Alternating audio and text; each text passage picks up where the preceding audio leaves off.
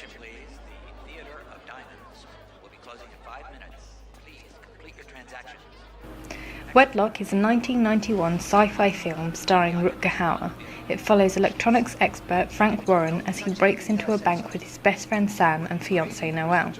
Unfortunately, things don't go so well, and Sam sets off an alarm while breaking into a vault, alerting the police.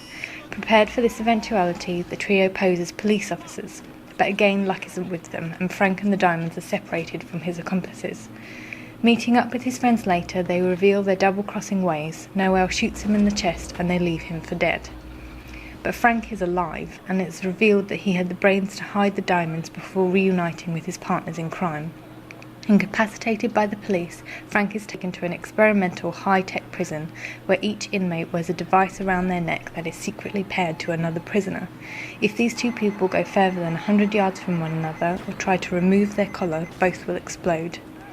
After finding his partner, Frank and Tracy escape the prison, planning to retrieve the stolen diamonds, hotly pursued by the authorities and his old crime buddies, desperate to get their hands on the loot.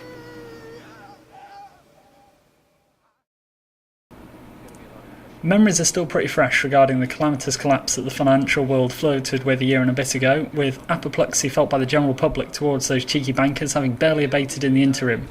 It's a debate that Fox will soon be sticking their glossy tuppence worth into with the daftly titled Wall Street Money Never Sleeps, but with that movie waylaid from April to September, you can still get a fix of banking bad behaviour, late 80s style, with Dealers.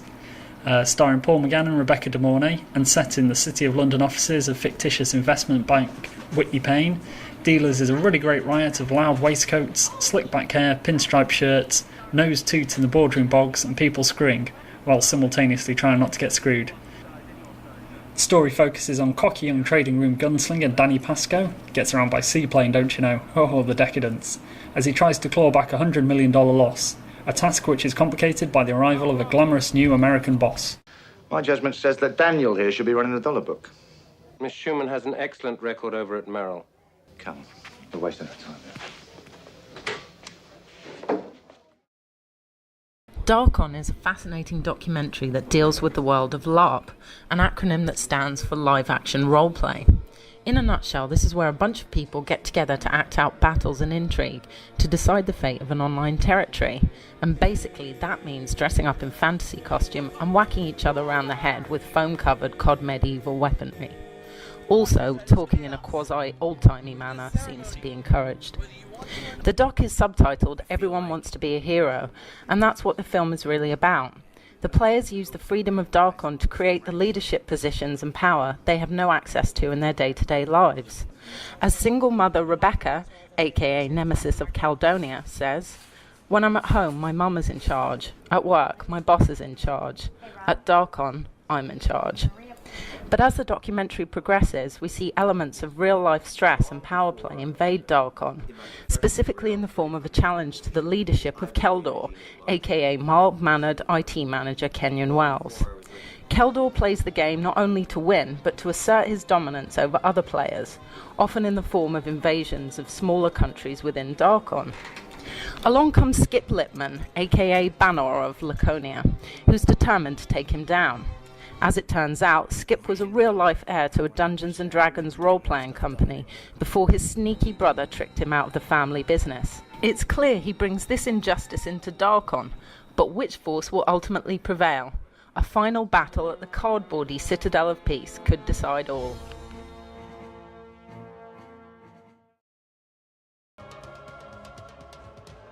Doppelganger is a 1993 thriller starring Drew Barrymore. Knowing she is innocent, Holly Gooding is forced to flee New York after the mysterious death of her mother. Witnesses claim to have seen her enter her mother's house moments before her brutal murder. Relocated to LA, Holly shares a flat with Patrick, a desperate writer who falls for her quiet charm. She tells him the story of her doppelganger, a mysterious double that follows her around, killing off her family. But when her brother is also attacked and Patrick finds a bloody knife amongst some clothes, he has difficulty believing her story. The whole tale concludes with a shocking unmasking and a surprise revelation as to who or what Holly is.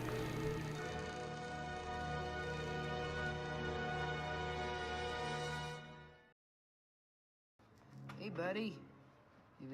Mark Desaigner's Dopamine is reputedly the first film to have been developed, produced and distributed entirely under the banner of the Sundance Institute, and its tale of a burgeoning relationship between Bay Area professionals features many of what film fans think of as the ingredients of the archetypal Sundance indie movie, with humour, romance and bittersweet sentiment all being tossed into the mix.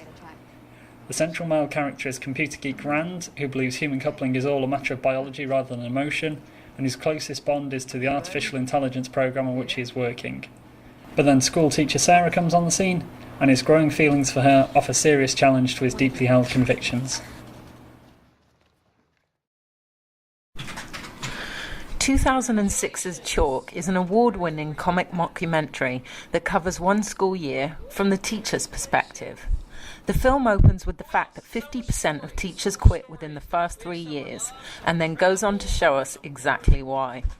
The characters and scenarios in the film come from the classroom experience of director Mike Akel and screenwriter Chris Mass, who both worked as teachers. They filmed 60 hours of footage to create this naturalistic piece of comedy and used their own students as extras. Here's history teacher Mr. Lowry failing to fool anyone. Yeah. How long have you been a teacher? Just wondering. I have taught in different capacities all my life, but I just came from computer engineering, and we are. So I've been in the workforce for many, many years, longer than you've probably been in school. The immediate answer to your question is I've been teaching about an hour and 10 minutes.